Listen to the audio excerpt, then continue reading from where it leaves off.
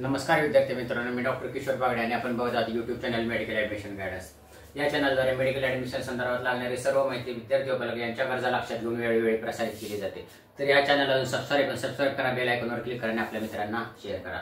आता तुम्हा सर्वांना माहिती झालेली आहे की महाराष्ट्राचं काउन्सिलिंग साधारणपणे 21 ऑगस्टच्या दरम्यान चालू होणार आहे आणि ही टेंटेटिव्हली डेट ही एमसीसी म्हणजे मेडिकल काउन्सिलिंग कमिटी ही जी काय गव्हर्नमेंट ऑफ इंडियाची अंतर्भूत समिती आहे त्यांनी सांगितलेली म्हणजे 21 तारखेला चालू होऊ शकत नाही, ते 19 तारखेला सुद्धा चालू होऊ शकते, 22 तारखेला पण चालू होऊ शकते किंवा 16-17 ला सुद्धा नोटिफिकेशन येऊ लागतं।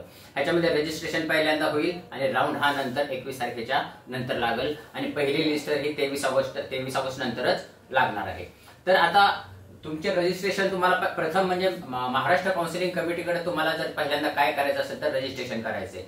आता ते रजिस्ट्रेशन कसं करायचं हे आपण स्टेप बाय स्टेप बघू। हा व्हिडिओ तुम्ही सगळं बघितलं तर तुम्ही व्यवस्थितपणे रजिस्ट्रेशन करू शकताल आणि तुमच्या ज्या काही शंका आहेत, तुमच्या जे काही मनामध्ये भीती असते, आपण पॅनिक असतो, तर ते सगळं हे भीती निघून जाईल, फोबिया निघून जाईल आणि तुमच्या मनामधला जो गोंधळ आहे, पॅनिक पण आहे, तो सगळा निघून जाईल। तर आजचा आपला विषय आहे महाराष्ट्र काउन्सिलिंग रजिस्ट्रेशन असे करावे। तर आपण स्टेप बाय स्टेप चालू करूया।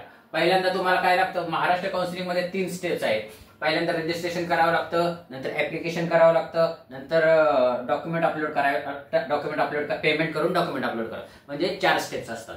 तर पहिल्यांदा तुम्हाला महासेट.org वर जायचं आहे। महासेट.org वर जाऊन मेडिकल एज्युकेशन सिलेक्ट करायचं आहे। मेडिकल एज्युकेशन सिलेक्ट करून त्याच्या खालचे विंडो जी आहे नीट यूजी ह्याच्यावर सिलेक्ट करायचं आहे।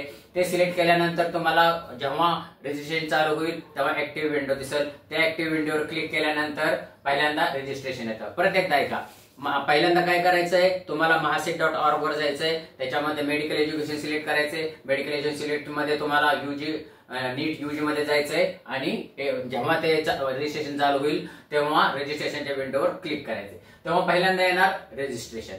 रजिस्ट्रेशन करताना तुम्हाला पहिल्यांदा काय द्यायचंय, तुमचं नीट रोल नंबर द्यायचा आहे, नीट रोल नंबर लिहायचा आहे, त्याच्यानंतर नीट ऍप्लिकेशन नंबर लिहायचा, अलग लक्षात, नीट रोल नंबर, नीट ऍप्लिकेशन नंबर। नंतर कॅन्डिडेट नेम नीट लक्षात घ्या, कॅन्डिडेट नेम कसं लिहायचंय, ऍज ऑन स्कोअर कार्ड, म्हणजे तुमच्या स्कोअर कार्डवर जसं नाव आहे तसंच नाव लिहायचंय। म्हणजे आता समजा माझं नाव किशोर विजयकुमार बागडे, तर बागडे किशोर कुमार विजयकुमार असं करायचं नाही, किंवा आपण कधी कुमार लावलेलं असतं, राव लावलं असतं, साहेब लावलेलं असतं, तसलं जे काही तुमचं नीट स्कोअर कार्डवर आहे तसं स्कोअर कार्डवर नाव लिहा, किंवा त्याची जी काही सिक्वेन्स आहे ती सिक्वेन्स तसं लिहा।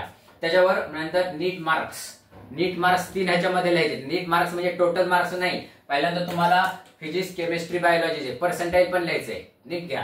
नीट मार्क्स म्हणजे तुम्हाला जे काही धरून चालू 640 पडलेत, 675 पडलेत, 710 पडलेत, 510 पडलेत, 340 पडलेत, ते लिहायचे नाहीये। तर फिजिक्स, केमिस्ट्री, बायोलॉजीचे पर्सेंटाइल जे आहे ते लिहायचे, त्याच्यानंतर टोटल पर्सेंटाइल लिहायचे, अलग लक्षात। त्याच्यानंतर ऑल इंडिया रँक लिहायचा आहे। आता विद्यार्थी मित्रांनो, तुमच्याकडे 3 स्कोअर कार्ड आलेले आहेत, 4 जूनचं, 30 जूनचं आणि नंतर एकदा रिवाइज झालेलं। तर पहिले 2 स्कोअर कार्ड बाजूला ठेवून द्या, चुकून जुन्या स्कोअर कार्डवरचं जर तुम्ही ऑल इंडिया रँक लिहिलं तर तुमचं सगळं कोलॅप्स होऊन जाईल, अलग लक्षात। म्हणून मी मागच्या पण व्हिडिओमध्ये सांगितलं होते, पहिले 2 स्कोअर कार्ड आता दुसऱ्या फाईलमध्ये ठेवून द्या, नाहीतर तुम्ही अडचणीत येताल। तर तिसऱ्या स्कोअर कार्डवरचं ऑल इंडिया रँक तुम्हाला लिहायचं आहे। त्याच्यानंतर तुम्हाला फादर्स नेम लिहायचं आहे, मदर्स नेम लिहायचं आहे आणि नंतर कम्युनिकेशन ऍड्रेस लिहायचा आहे। कम्युनिकेशन ऍड्रेस व्यवस्थित लिहा, त्याच्यामध्ये चुकलं तरी बघायचं, कारण फिजिकल कम्युनिकेशन काही होत नाही, सगळं इलेक्ट्रॉनिक्स मध्ये असतो, फक्त हा डाटा त्यांच्याकडे पाहिजे असतो। त्याच्यानंतर सगळ्यात महत्वाचं म्हणजे मोबाईल नंबर आणि ईमेल आयडी, सर्वात महत्वाचं म्हणजे मोबाईल नंबर आणि ईमेल आयडी, कारण मोबाईल नंबर आणि ईमेल आयडी हा तुमच्या ऍडमिशन प्रोसेस संपेपर्यंत ऍक्टिव्ह राहणार पाहिजे, कारण सगळ्या जे काही मेसेजेस असतात ते मोबाईल नंबर आणि ईमेल आयडी वरच येत असतं, दुसऱ्या कशावरही कम्युनिकेशन नसतं।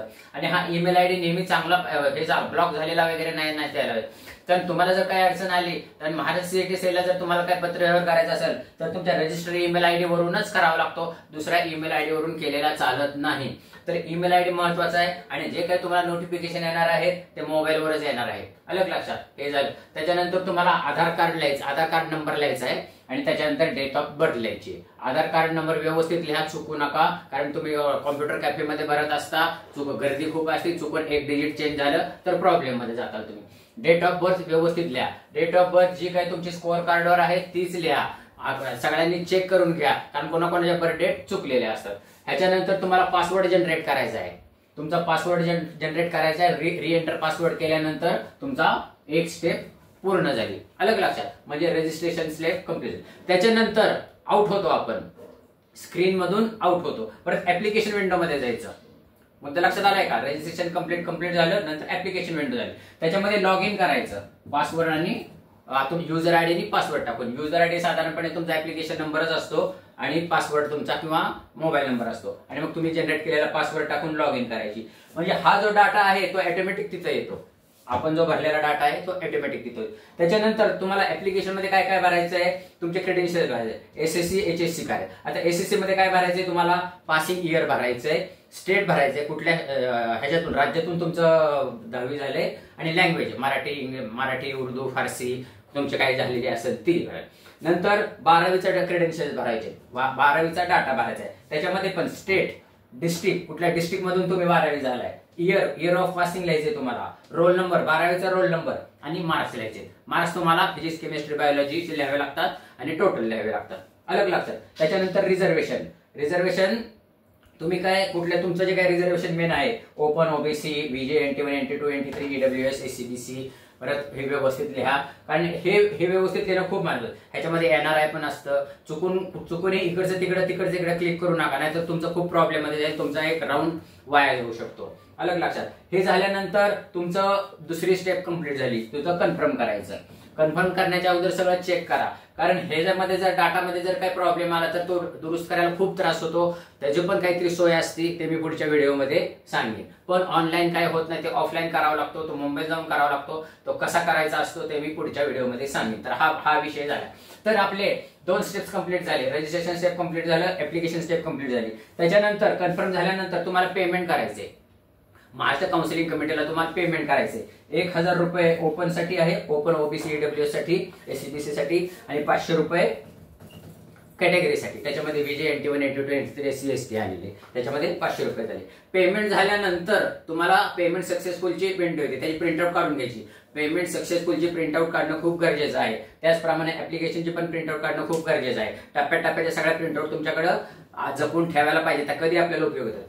पेमेंट झाल्यानंतर तुम्हाला डॉक्युमेंट अपलोड करायचे. आता डॉक्युमेंट अपलोड कुठले करायचे, तुमचं तोंडपाठ झालेलं आहे, फक्त 2 मिनिटात मी तुम्हाला सांगतो. त्याच्यामध्ये तुम्हाला ऍडमिट कार्ड अपलोड करायचं आहे.